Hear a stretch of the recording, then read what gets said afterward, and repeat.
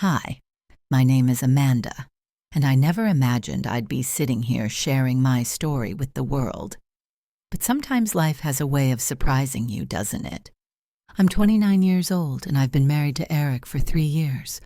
He was my best friend, my rock, and the person I believed I'd grow old with. But over the past few months, something has shifted, something I can't ignore anymore. Eric and I met 6 years ago at a mutual friend's wedding. It was the kind of meeting you see in movies. He was the best man. I was a bridesmaid. The moment we were introduced, it felt like time stopped. He had this warm, inviting smile that made me feel safe, like I could trust him with anything. We spent the entire night talking about life, about our dreams, about everything and nothing. By the end of the evening, I knew there was something special between us. We started dating soon after, and it didn't take long for me to fall head over heels for him. Eric wasn't just my boyfriend. He was my biggest supporter, my cheerleader, and my best friend. He had this way of making me feel like I was the most important person in the world. 2 years later, he proposed. It was the most magical night of my life. We were on a beach under a sky full of stars, with candles lighting up the sand around us. When he got down on one knee and asked me to marry him, I didn't hesitate for a second. I said yes, and for a while, life felt perfect. But perfection doesn't last forever, does it? The first year of our marriage was everything I'd hoped for. We traveled, we built a home together, and we talked about starting a family someday. But as the months turned into years, things began to change. At first, it was subtle. Eric would come home from work looking tired and distracted. He'd spend more time on his phone, laughing at messages I wasn't part of. He'd forget little things, our plans, my favorite flowers, the way I liked my coffee. I told myself it was normal. Every relationship has its ups and downs, right? But deep down, I couldn't shake the feeling that something was wrong. One evening, I noticed a name pop up on his phone screen, Lila. My heart sank. Lila was his childhood friend, someone he'd mentioned a few times early in our relationship. He always spoke fondly of her, but I'd never met her. She lived in another city, and as far as I knew, they hadn't been in touch for years. "Who's that?" I asked, trying to sound casual. "Oh, it's Lila," he said, smiling as he typed a reply. "She just wanted to check in." I nodded, but something about the way his face lit up bothered me. Over the next few weeks, I started noticing little things. Eric would get messages from Lila late at night, and he'd respond immediately, even if we were in the middle of a conversation.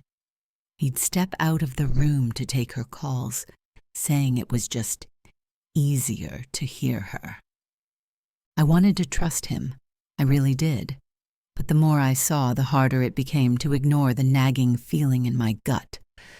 One day, I decided to bring it up. "Eric," I said as we were having dinner, "you've been talking to Lila a lot lately. Is everything okay?" He looked up from his plate, surprised. "Of course. She's just going through a tough time and needed someone to talk to. We've been friends for years, Amanda. You know that." I nodded, but his words didn't reassure me. They only raised more questions. That night, as he slept beside me, I couldn't stop thinking about their messages. Against my better judgment, I reached for his phone. His passcode hadn't changed. My hands trembled as I opened his messages. What I found broke my heart. Their conversation started innocently enough, catching up, sharing life updates. But as I scrolled further, the tone shifted. "I miss the way we used to talk," one of her messages read. "I miss it too," Eric had replied. My chest tightened. I kept scrolling, hoping I was wrong. But then I saw a message that shattered me completely. "I wonder what life would have been like if we had ended up together," Eric had written. Lila's response? Sometimes I wonder, too. I stared at the screen, my heart pounding.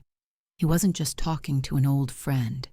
He was emotionally connected to her in a way he hadn't been with me in months. The next day, I couldn't focus on anything. At work, I found myself zoning out, replaying their messages in my mind. When I got home, I tried to act normal, but Eric could tell something was off. "Are you okay?" he asked.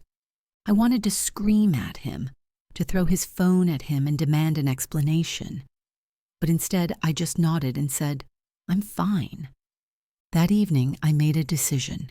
I needed answers, and I wasn't going to get them by staying silent. The next day, while Eric was at work, I reached out to Lila. I found her on social media and sent her a message asking if we could meet.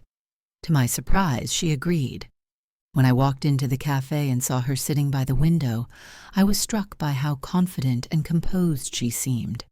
She smiled warmly as I approached, and for a moment, I almost forgot why I was there.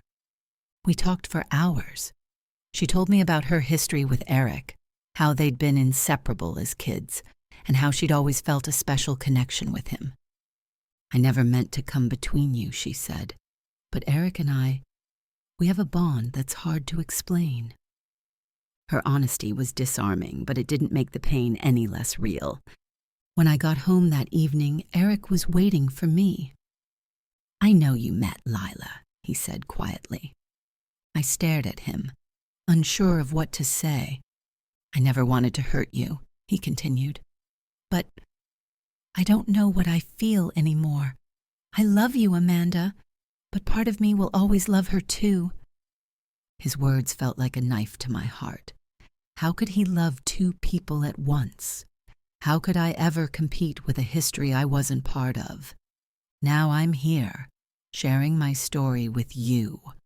I feel lost, torn between love and betrayal, between hope and heartbreak. I need your advice. Should I fight for my marriage, or should I let him go and find someone who loves me without hesitation? What would you do if you were in my shoes?